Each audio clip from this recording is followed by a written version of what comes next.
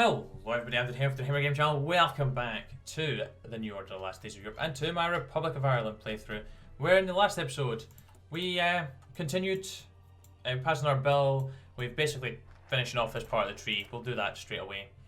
We also found out that Neil Blaney here is in cahoots with the IRA after the successful conclusion of the Stormont attack.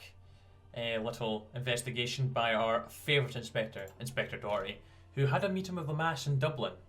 So we're still waiting to see what happens as a result of that, which I'm sure will happen possibly this episode. But anyways, Celtic Brotherhood. The Irish, the Britons, the Welsh and the Scottish, all nations descended from that legendary group of tribes so long ago. All nations that have recently been granted their liberty, and all nations left adrift by the recent turmoil on the continent. We've started working together to plot our future course. Of course, any grand Celtic alliance would be impossible at this point, given our unique government's leanings in domestic politics. But that doesn't mean we can't get a few diplomats from these countries in a room in Dublin and have them talk to each other in general terms. We don't have to come up with any firm commitments or specific plans for the future. The mere idea of a coordinated Celtic future will make the people of these nations happy for this event. Yes, public approval. How is public approval looking now? It's actually looking pretty good. And the power's nearly balanced between the left and the right, which I'm actually fine with it remaining the case. Still saving up political power. We're going to have plenty, hopefully, enough to pass these last two bills. Maybe 120 might be worth having, which we'll get from doing Look to the Past. So let's actually just have a wee read of this now. And we have one great and grand opportunity to accomplish all of our aims at once, to remind people of our history, to capture their attention away from the economic crash, and to bring a grand unifying event to remind everyone of our shared Irish heritage. And events like these may truly be once in a lifetime. The 50-year anniversary of the Easter Rising is coming up, the week that the armed insurrection against the British colonisers began, leading to our eventual independence and liberation. We must assemble a committee to begin planning for it. This will be the biggest event of the year, and we want to do it right, so we gain some stability and some political power. Good, good, good. So how's our public approval looking now? Still, it's at 68%, which is not bad. Are we to gain potentially some more?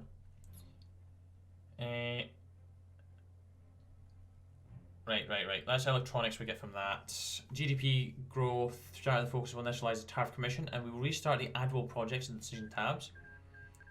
Oh, Omsk is winning again, by the looks of things. Founders focus will initialise the Third Amendment to the Constitution Neutrality Bill. And then the Emerald shines bright, some public approval. Don't know what's going to happen once we've actually finished off this tree. Is that us finished? I don't really think Ireland had about 5 years worth of stuff, if I'm remembering correctly from what someone told me.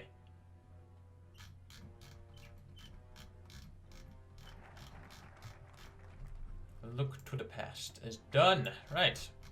The Tariff Commission Bill. We have 158 political power now. That's enough to get these done. A new committee has been introduced in order to oversee the change of our tariff policy, which government has deemed necessary. They will introduce a new era of increased trade between the countries of Ireland, Scotland and Wales, binding our economies closer together, as well as distancing us from the German economic hegemon, which has done little short of pillaging our country over the course of our cooperation. The Tariff Commission will set our economy fee and finally give the chance to grow the wealth Ireland will need to be strong. We need to be strong in the coming years. Hell yeah, that's what we need. Oh look, we have the Irish investment stuff back. Wait, we have 15 mil in German funding, but so surely the little Wehrmacht should go bye bye once we kick the Germans out. Oh, I need to be gaining. Oh, we only need to gain 3 people. Divlerist. Encourage. Yes. Perfect. 74. 74 or more, isn't it? We do not have 74 TDs at the end of the OP, and fear not. As long as we have 70 or more TDs, we can surely strike up a deal with the opposing point of votes.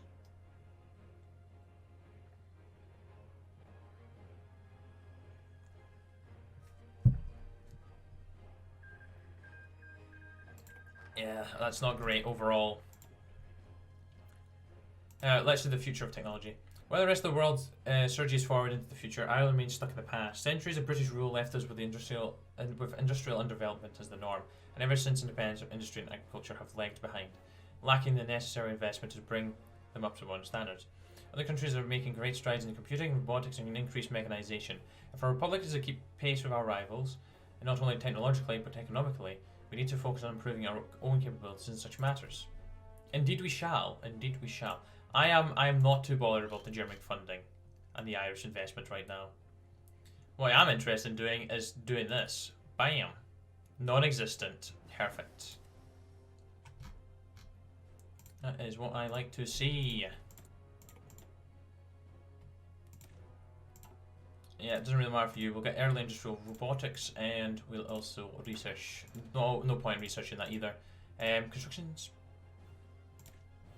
We'll do civilian construction speed. We do have civies building, do we? Yeah, we do. We do. Saying that, I could use the money from the Germans to finance some heavy factories.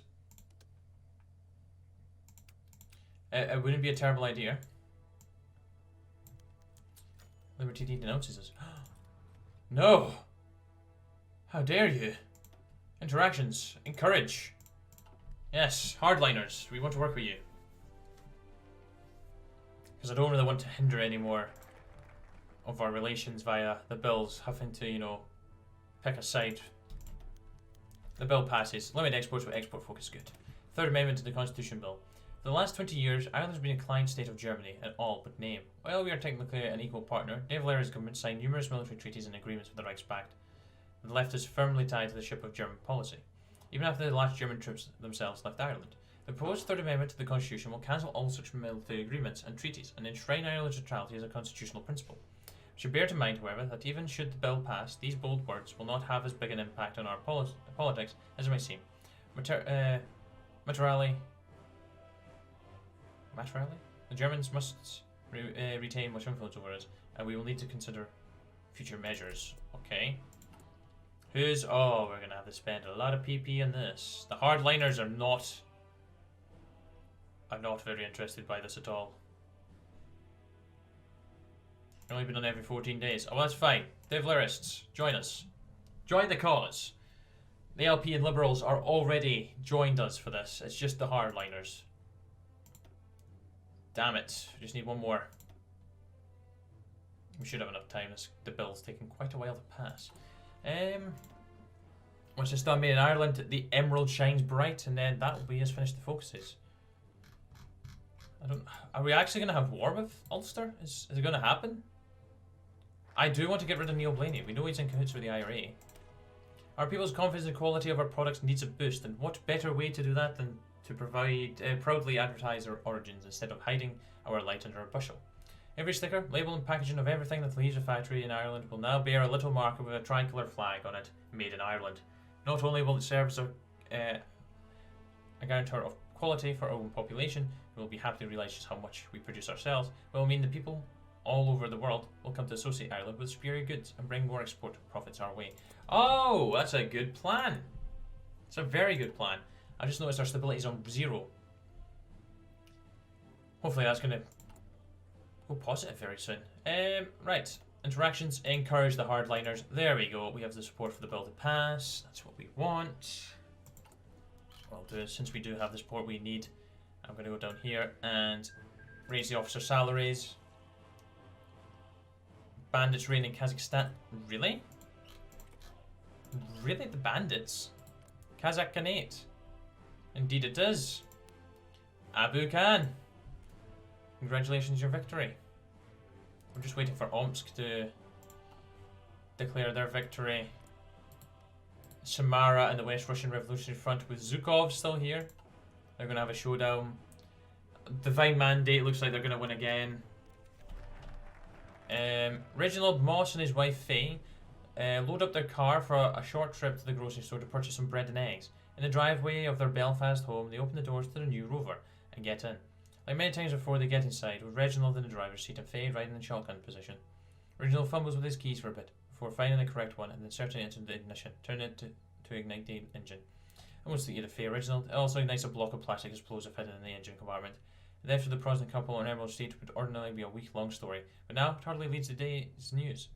Every day more and more attacks on Protestant happen. Every day the IRA grows more powerful, more active. Every day brings revolutionary acts on Catholics as well.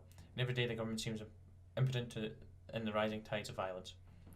It's clear the government is losing control of the situation and is not a temporary wave of violence. Something is going on behind the scenes. A reason why the government is effective. A reason why the IRA is more active. And a reason that people like Moss family are being killed off in the droves. We need Inspector Doherty. You need to solve this for us.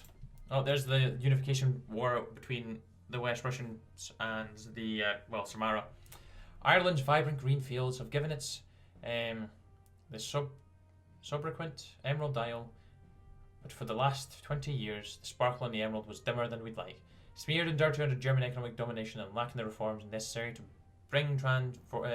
transform our economy from pre-mechanization agrarianism to the powerhouse we know it could be. A poetic name for our nation has never seemed less apt. No more. Our economic reforms are beginning to tell, and the Irish economy is a powerful rising force. The emerald's shimmering brilliance will be known all over the world. This event, the emerald shines bright and will gain some public approval. How's the public approval now? It's still at 68%, but hopefully this is going to put it up to possibly 70 or higher. Should be nice. For once, Russia's actually just won. Oh no. Oh, Doherty's mentioned. And what we're dealing with here is the possible fall of the Irish government, said Brigadier Hefferton. He looked across the room at all the people there. Lamass was at the opposite end of the table. Hughie. Hoggy, I've had a translation. Well, I've been told how to pronounce it properly. The head of the guard, Inspector Doherty, and the various government officials aligned their side, and all paying close attention to the words. I'm not going to mince words, gentlemen, he continued. Over the past few months, the IRA has experienced a dramatic upswing in its power and size. We have seen the results. A massive increased violence in Northern Ireland that has been uncontrollable. Massive numbers of people join the organisation. The IRA now stands roughly parallel to the Irish government in terms of arms and power. There's more. Our intelligence indicates a large number of officials in the government are openly friendly with the IRA and sympathise with their aims. These people are pro-German, they're rabid right-wing ultranationalists. Through them, the IRA might have avoided our efforts to detect and arrest them, and through them, they intend to launch a coup against the government. The darkest moment in our republic's history has come. What we do now will determine if we remain a free republic or be taken by the extremists. So, gentlemen, what's our next step? How are we going to solve this? Doherty's hand went up. Oh, Inspector Doherty's coming in. He's got the plan. And our last bill is about to pass as well. Just in time for the war to begin. The bill passes. This one pulled the right wing. Stability and war power. And war support, I mean. I led the investigation into the arsenal, said Doherty, and I found plenty of evidence that should help the investigation. Guns, yes, but also information related to the possible coup attempt. Has anyone followed up on this? No, looked at Doherty with blank expression of confusion. Impressed what? You know, the IRA warehouse down at the docks, the one with all the firearms, all the decommissioned British weapons, the old IDF guns, the rocket launcher, remember? The car that attacked my house? We found a bunch of plans for the IRA to seize Dublin in there. Does anyone remember this? Inspector, said Doherty. What are you talking about? Doherty thought he was on drugs. How come they didn't know about this? It would have made the top of any newspaper if publicly released, and it might have been a top of the briefing sheet for the Irish government. So how could nobody have heard of this? No, this was a mistake. He had the paperwork and evidence to prove it back at his office. He knew what he saw, and had the officers to prove it. This could be an accident. And there had to be an explanation for why nobody here had heard of it. And it only took a moment for him to realise the prime suspect. Time to ask Kelly some hard questions. Yes, let's deal with Brigadier General Kelly.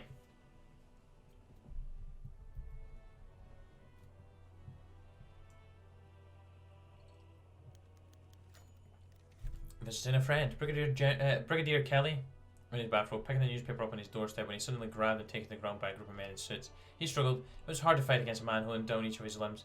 And as he looked around to see what was going on, he noticed a group of uniformed guard officers marching to himself and two plainclothes inspectors flashing their badges at him. One of them seemed incredibly familiar. You're under arrest, James Kelly, said Inspector Doherty. You're being booked on charges of treason, terrorism, conspiracy to defraud the government, and conduct unbecoming of an officer. Legally, I have to say that anything you say will be used against you, though you've done enough already. What the fuck is this, Inspector? He asked. I was under strict orders from the Ministry of Defence at all times. Save your breath, said Brigadier Hefferson. You've been pinpointed talking to Blaney at the docks, the same docks with the warehouse holding the British guns, the same guns you were investigating falling into the hands of the IRA, the same guns you hid from the guard and the Irish government. You're going away, Kelly. You idiots, yet Kelly. Everything I did was ordered by High Command. Go through my house, you'll get the evidence. The Defence Minister told me to do all those things, and the ones you want if you're prosecuting my actions. Jefferson and Doherty looked at each other. If Kelly was right, then he knew what they meant. Must secure Dublin immediately. Oh, the chaos. The chaos that's about to ensue. But anyways, we finished the focus tree. The emerald shines bright. Sean McEntee watched Sean Malash yawn as he entered the boardroom, nursing a mug of what was presumably tea. Oh, I'm doing that right now. He had some sympathy for the Taoiseach, as the meeting had been scheduled for an ungodly hour. Lynch had promised good news, however, and I don't know what it is. Was looking forward to seeing if his proposed economic plans had borne any fruit. I think we're all here now, he quipped. What have you got for us, Jack? Well, Mr. Taoiseach, the Minister of Finance replied, things seem to be going our way. Production numbers are up, faith in the economy is at its highest points in the crash, and all our projections keep pointing that way. People are getting to invest in Ireland again, even people outside the country are starting to take interest again. It was all that Mackenzie could do to not cheer. This was even better than Mackenzie had hoped. How are the Germans taking our repossession efforts, he asked. Well, Lynch replied, they haven't really said much. As you predicted, the Germans have bigger issues than some seized factories that they aren't even in any state to use. Your average German probably cares very little about Ireland, but your average Irishman cares very much about it indeed. Last sigh, something forward to see. At least something's finally got it going as planned. It's just been one thing after another recently. It's good to get some good news for a change. Let's show you. Oh, there's one other thing. A new logo for the economy, he said, taking a pair of papers out of his briefcase and sliding it towards the two men. It's with a green emerald standing upright on a grassy field. The sun shone directly upon it, illuminating its brilliance. It's supposed to represent Ireland's new independent economic future, he said. Fitting, Mackenzie replied, smiling to the picture. They call it the Irish Emerald. Revisitation. Something about the 4 officers murdered by Soar Airy hadn't sat right with Doherty. The case by itself was open and shut, with eyewitness testimony firmly placing blame on the organisation. Nothing about it was regular or unusual, except for their tax and the reason they were called to Dublin.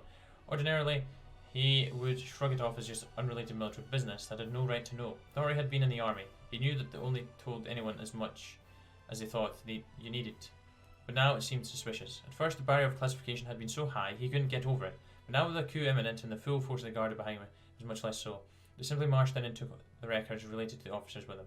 Everything was there, classified or not, and Doherty dove into them, looking to find a hidden key to the case. I expected most of the documents were bunk, things that the police already knew, or were not relevant to the case. The most recent posting, however, was. They were tasked with guarding the warehouse where the IRA weapons were meant to be stored, and that suddenly made all the pieces fall into place for Doherty. The officers were guarding the warehouse with the firearms as part of the army plot.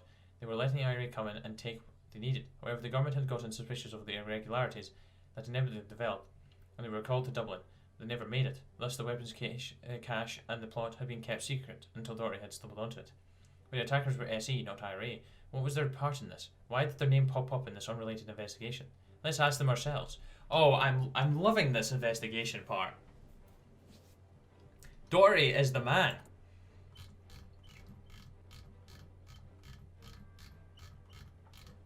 Let me just repress the UVF again. And let's route to corruption. So to be clear on this, said Lamas, nobody in this case has actually been charged and convicted, correct? Alright, but you come to me and say you know who did it. Nobody thinks they know who did it, said Doherty. They have several members of the SE picked out and have tracked them down into a safe house in Limerick. So we could go in there and take them into custody. It will be a quick operation. But the problem is that we lack the evidence to go after them, correct? Unfortunately, it was already determined that we lack the evidence to arrest the people in the case. This was before it took on outsized importance. So I'm asking for special permission to detain them without charge in order to investigate the attack. I sat back in his chair. Inspector, he said, you know that the ability to deprive Irish citizens of their freedom is something that is exercised regularly. It's done in the most exceptional of cases. Well, sir, nothing about this is ordinary. That's why I came to you. This case could be the key to unraveling the whole IRA conspiracy against the government. If we get these guys, we can find out what SE's role in this is and break the IRA's organisation. Match that over. Brigadier Hefferson, your thoughts? I trust Doherty. He's a good inspector and he hasn't made a mistake so far for us. If he says this is necessary, it probably is. That was all mass needed. Alright, you have the green light on this, Inspector. What is going down?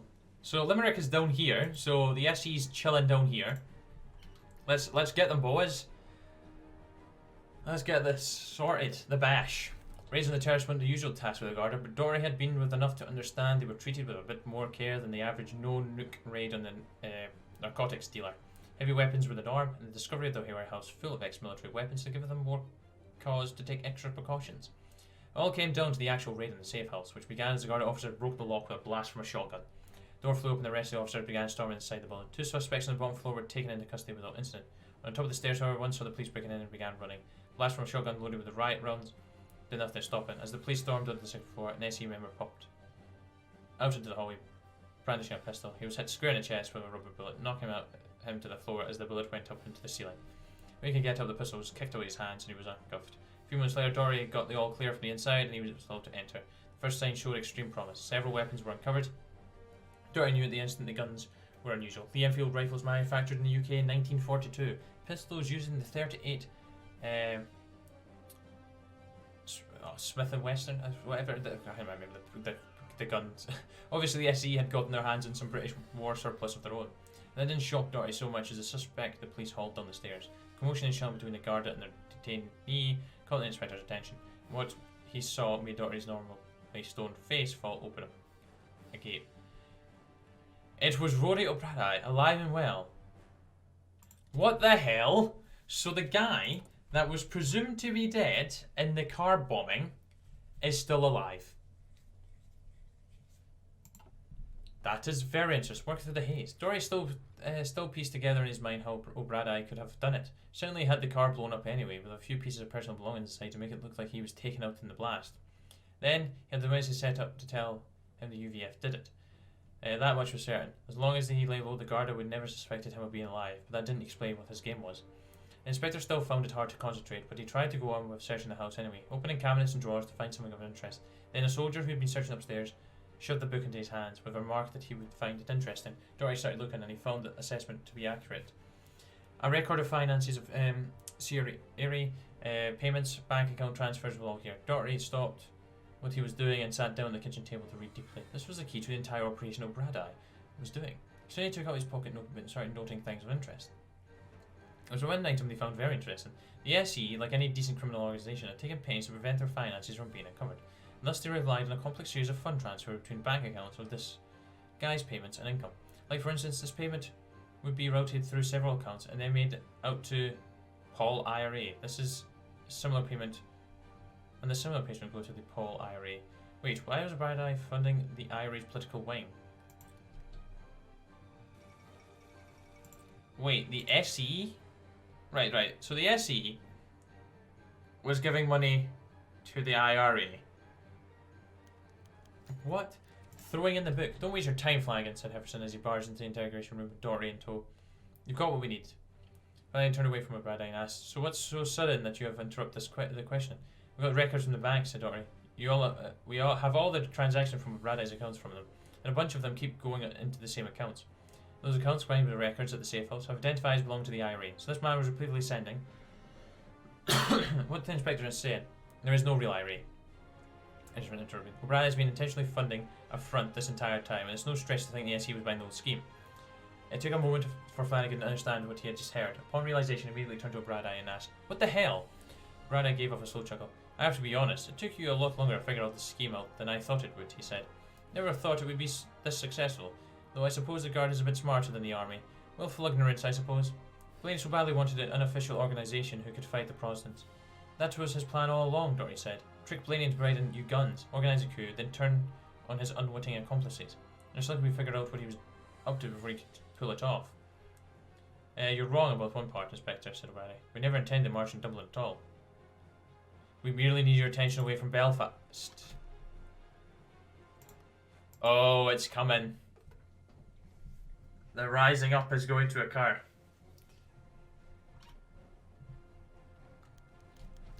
The fate of the special zone. Here it is. "Walk me through this again," grumbled Sean Lamass, pouring a glass of whiskey that was certain he shouldn't be having. "You're saying that the real IRA isn't real?" "Yes, sir. Tommy's made the whole thing up to soak up support from the markedly pro-German military forces in the region," clarified Inspector Doherty. "Are we absolutely certain? Can we really have been so outplayed?" "Sir, up until now we have been. The path forward is yours to choose, and you do have some options. I should send in the troops to cut down that rat bastard Tommy for all this. By all rights he deserves it," said Lamass with agreement. "You could, sir, as you say, he deserves it. However, I'm sure that the moment I leave this office, your military advisor will tell you that the solution is an immediate military crackdown on all paramilitary groups," said Doherty, adjusting his tie. "Though there's another choice, isn't there? Now that we finally have a full view of what's happening and who the players are, it's very possible we could round up the leadership and try to find some form of compromise." "And what about you, Inspector? What would you advise?" asked Lamass. His respect for his humble officers had grown immensely in the past few days. He's the only man in Ireland to outwit Tommy. "Respectfully, sir, if I was to test, I'd..."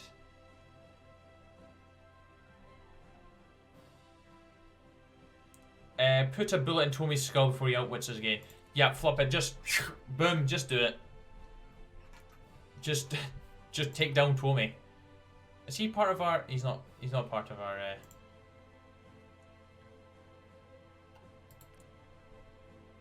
Neil Blaney. Indonesian War. The transition between dreams and the waking world is a confusing barrier to cross at the best time. It's made worse when the world once wakes up to feel like a bad dream. The blast of a grenade ripping through the front room was an alarm that brought a sleeping Seamus Tommy back to his waking world. In a moment's serene panic, Tommy was not the leader of the SE, sorry. Merely a scared rat caught in the trap of his fellow scrambling on headquarters, looking not for orders but for the means of escape. 3 men ran for the exit, and Tommy recoiled as the world's shattering crack of automatic rifle fire cut them down. Fear clenched at his gut. His dream was peaceful a moment ago, and he wished it was still so. Yet the echoing thump of guarded boots entering the room was realer than anything he'd seen before. The snap of rifles coldly executing his fellow all over the hideout would have shot him awake in the cold sweat had he still slept. He glared hard at the masked guard officers as he raised his rifles to his head. The dream doesn't die with me. The sight of the muzzle flash didn't reach his mind before the bullets did. Ladies and gentlemen, we got him. Boom. But the question is... I almost clicked on that. The Garda were losing control and everyone knew it. Ian Paisley smiled from his seat in the garden as he skimmed through reports of parliamentary violence in today's paper. These had passed since the death of Seamus Tommy and the surge of SE and the purge of SE. While the man in Dublin had a fake calm demeanour, Paisley couldn't get the grin off his face. The Garda were the only thing holding the Ulster volunteer force back. In many ways, SE and the SE agent who had previously been thought of as RIRA were far more effective at Protestant repression than the government ever was. Without Tommy, the UVF was free to act with impunity in an open war against the Garda. What's more, the Garda's blatantly pro-German stance was enough to force a large number of scattered Irish remnants to begrudgingly cooperate with the UVF, and independent Ulster being preferable as subjugated by it. Being preferable to the one subjugated by the right. The balance had shattered in the northern counties, and Paisley sipped his tea, knowing his dream was days away from reality. Oh, it's about to kick off, isn't it? It's about to go down. But we sit ready. Yep, here we go. Ian Paisley was a shepherd, and he led his flock through the streets of Belfast. Truly, he thought, his cause had been blessed by the Lord. This had Tommy and the leaders of the SE had unearthed a scandal that had the Irish coming to his knees. SE and the real IRA were one and the same. Chaos had gripped the towns and cities of Ulster following the revelation. Leaders of the Irish garrison had been arrested in the rank and file. The garrison itself had been purged for fears of collusion. The chaos had culminated in mass defection to the NIC, the UVF, and they had brought with them crucial information, the location of several SE weapons caches. One fell swoop, all Paisley's enemies had been brought low, and his allies were stronger than ever. Never would there be a better time to strike. Sounds of automatic gunfire filled the streets of Belfast as Paisley and his soldiers marched towards the garrison's headquarters. The attack started early in the morning with a coordinated series of attack on the interim leadership of the garrison. Feeling that the command structure of the garrison had once again been crippled, Paisley saw the attack. The fight had lasted the better part of the day. Even crippled, the garrison was a formidable foe. Nonetheless, the garrison forces had continued to fall back with every attack on their position. It seemed that the tide of the volunteer force could not be held back. Paisley and his forces reached the headquarters, coming to a halt. He had found a megaphone. "This is Ian Paisley and the Ulster Volunteer Force," he projected. "We have you cornered. There can be no further retreat. The Stormont has already been taken. Surrender now, we will be spared." A few mere minutes for men carrying a white flag to emerge from the garrison. Oh.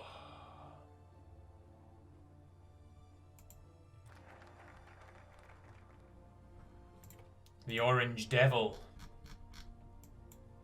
Calm down. Ha! Oh no, our friends in the... Oh, I'm not really wanting to ask the Germans for help.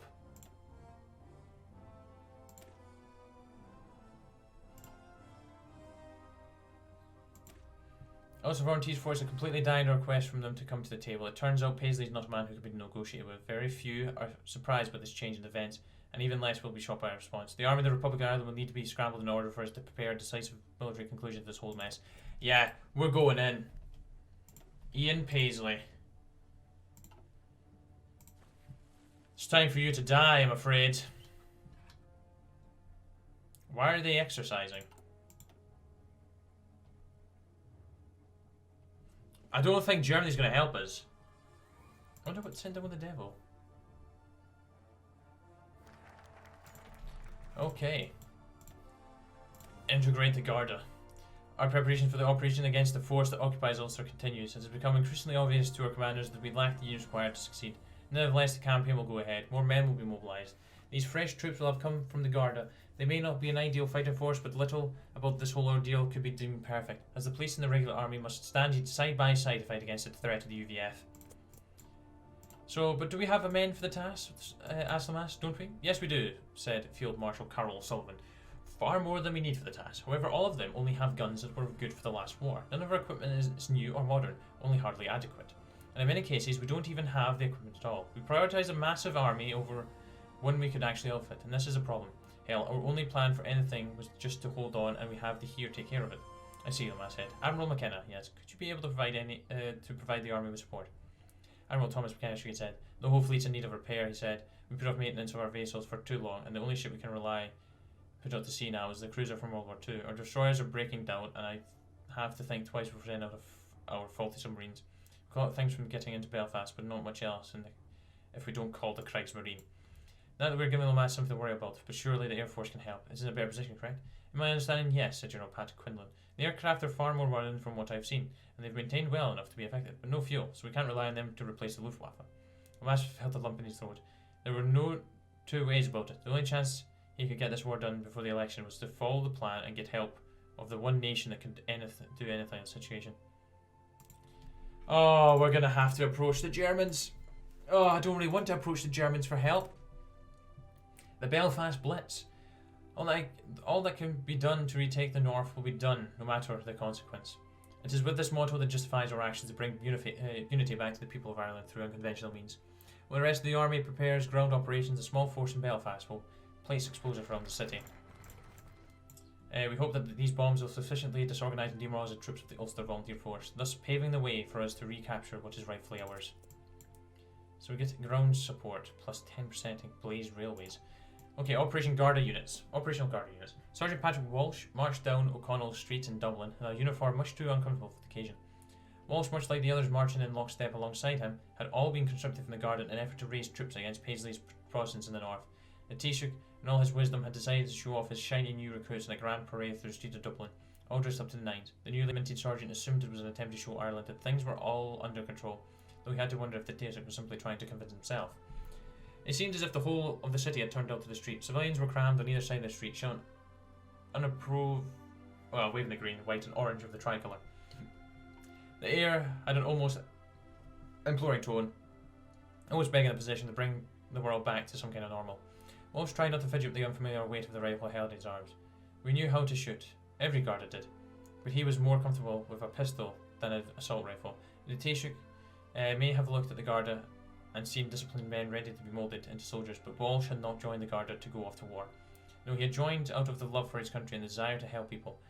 Though in a roundabout way, he mused, that was still what he was doing. He knew that what they were doing was going to help Ireland in the wrong one, like pulling out a rotten tooth. It was painful but necessary to restore the nation's health. The band ahead of the procession began to strike up a song as they crossed the bridge over the river Liffey, and tune sounded melancholy to the sergeant's ears. Keepers of peace marching off to break it.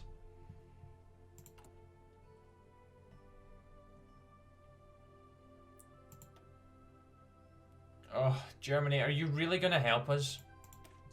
The chances of us winning this conflict by ourselves are looking increasingly unsure as time passes. The outlook for the battle that will inevitably come have been bloody at best. Near all massacred worse. Help me needed, and those in government all know all too well who they must ask, their master in Germania. So we must ask, beg if we need for military aid from the Germans. For without it, all of Ireland will be far more likely to shatter as a result of the rebellion.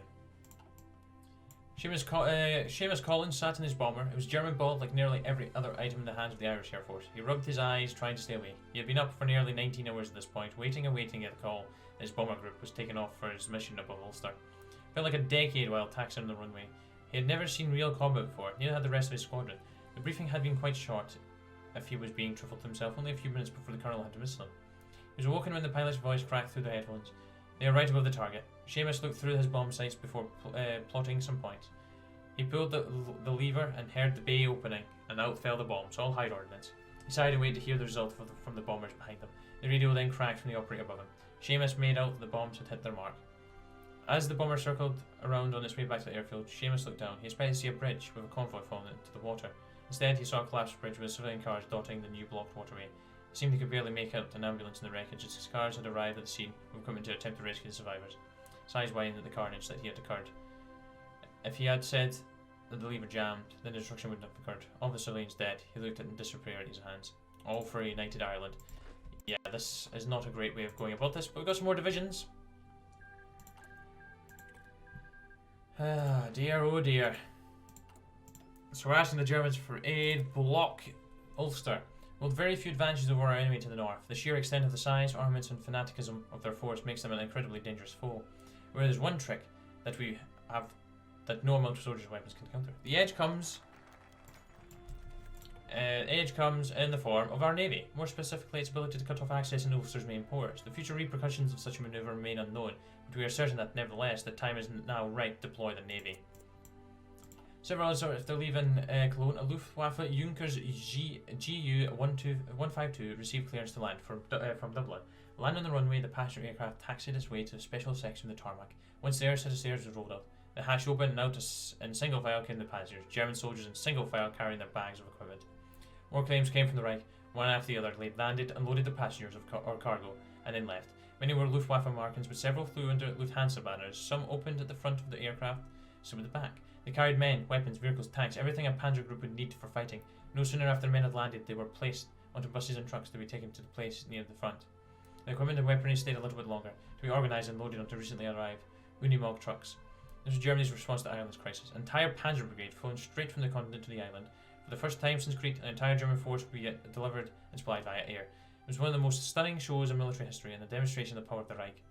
Watching this with some Irish officers and German attaché for propaganda purposes, Lemass couldn't help but be impressed.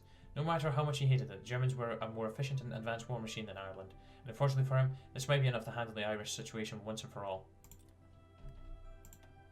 Is this our... Yep, that's our German division there. That's the Germans. In fact, I'm actually going to go ahead and change that to... We need something badass for them. Yeah, there we go. We can see the German division now.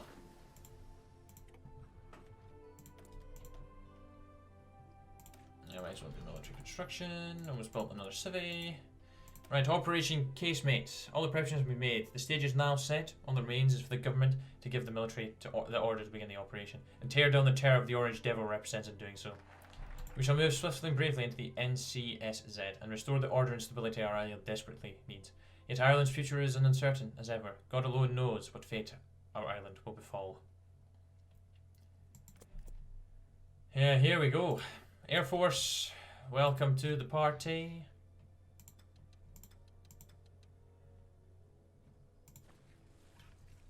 How many divisions they got? 5 to 7. They have 35k, we have 65k. We should be able to take them. We should be able to take them.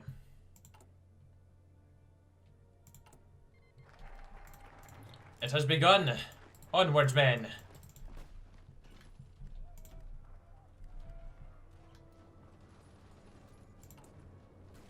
We have to crush them in 50. If we do not, we will potentially face dire consequences. Oh, we need to hurry.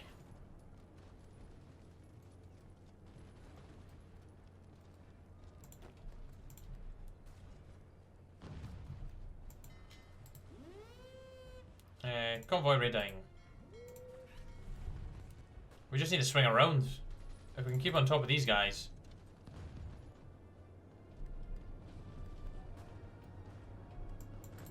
No, keep going.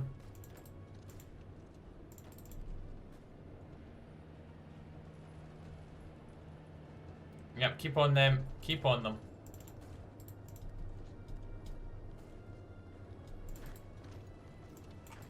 Yeah, we can attack there from multiple directions.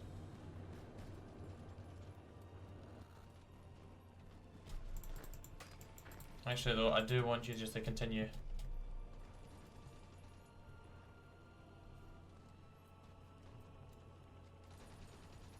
How many days have we got left? 39 days. Oh, we sunk a convoy. What the hell? What was a convoy doing away up there? Wait, are we not fighting those two?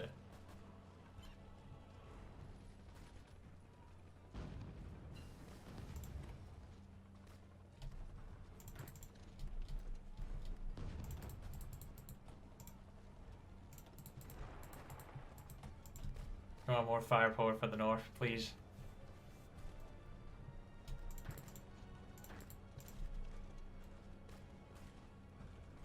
Yep, there we go.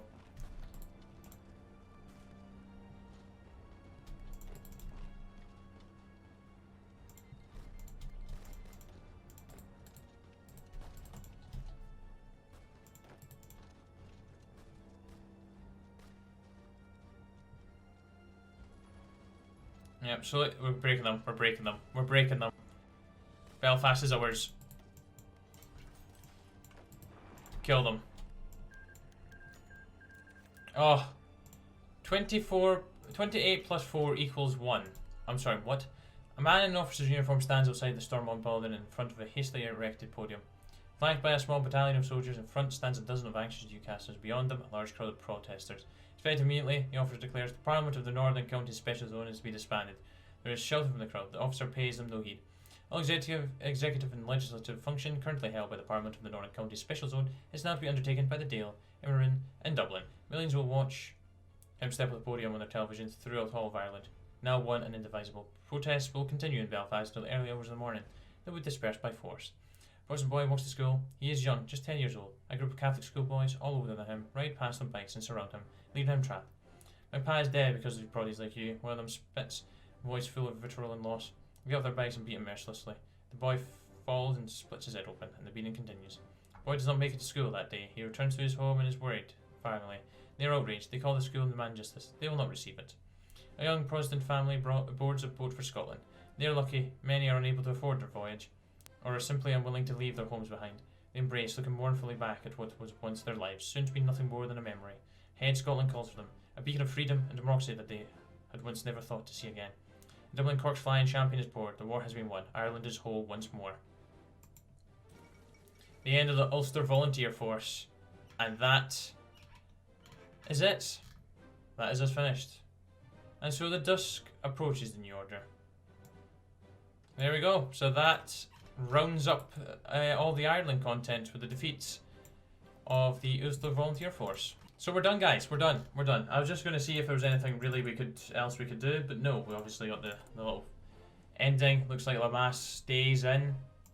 The approval's 77%. The economy's recovered. Everything's good.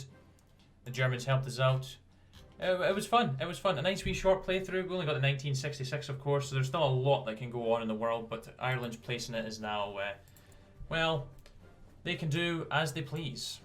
But anyways, guys, thank you very much for watching. I'll be back with something new soon. Holy hell, the Union of South Africa's winning pretty well. But until next time, guys, take care. Cheer bye. Then out.